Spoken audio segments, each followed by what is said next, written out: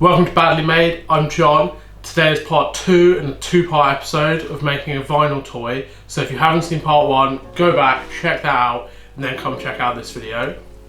Now if you're still watching, welcome to part 2, where everything goes to shit.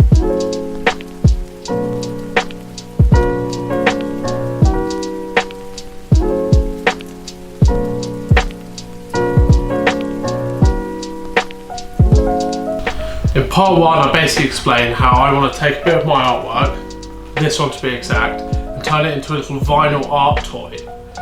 Now, where I left off, I've made the majority of the model, and you might be thinking, well, if you've made the majority of the model, how is there much else to do? Why are you stretching this out into 2 videos? Well, you're wrong. Shut up. Because really, my plan is to take this model I've made and then cast it, make a mold from that, and then pour vinyl plastic in so it's a real vinyl art toy.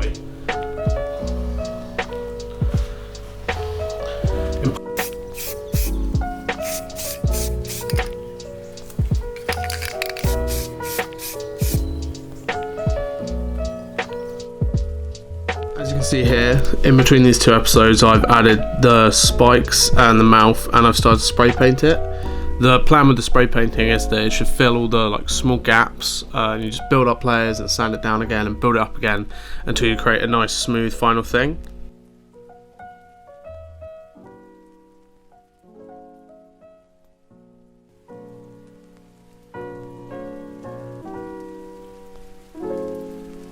Once that was all done, I was left with this final model and ready to move on to making the mould. So first I had to find a container to pour all the silicone into. Originally I was going to use this soup container, but it turned out to be the wrong size and shape, so I had to use this game controller case. Now I didn't think the plastic was going to be strong enough to hold all of the silicone on its own, so I stuck it onto some cardboard and made a small little box and stuck the little guy in the bottom of it.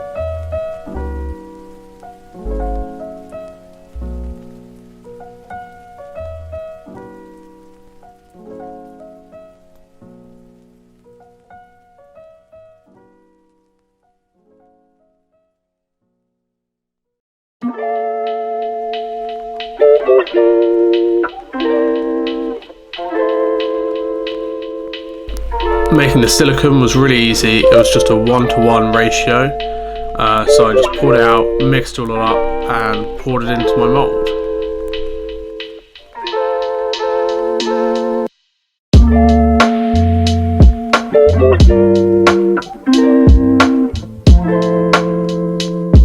And that was when I realised I didn't have enough and I'd only made it half full, so I ordered some more and waited for that. 2,000 years later.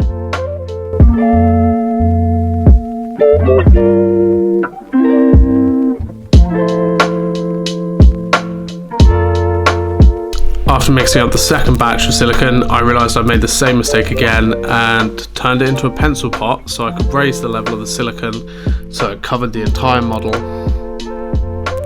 To take my mind off that, I went to testing the plastics. Now I wanted to make sure the plastic could come out green to limit the amount of paint I was having to use. So I tried one with no colour and tried one mixing in the colour afterwards, but decided that adding alcohol inks before mixing the 2 parts together was the best way to go about it.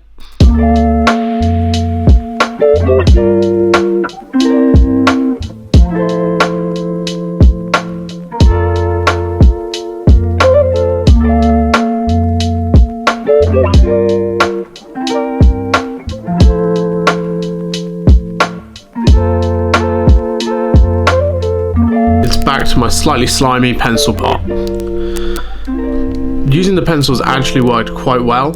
It definitely raised it up just enough so it was a full mould, and it didn't really get in the way of the character inside. After removing all the pencils, I had to cut out the original model that I had made, which went fairly well. I was surprised with all the problems I'd have with pouring the silicone that it all worked really well.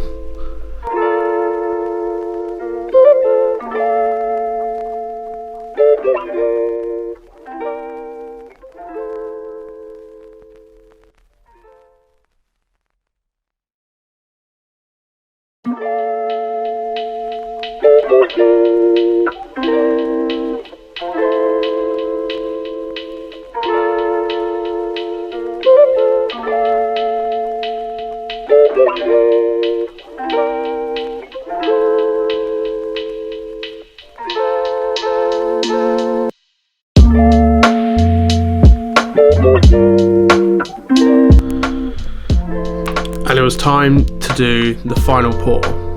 So I mixed up my plastic and I poured it into the silicone mould.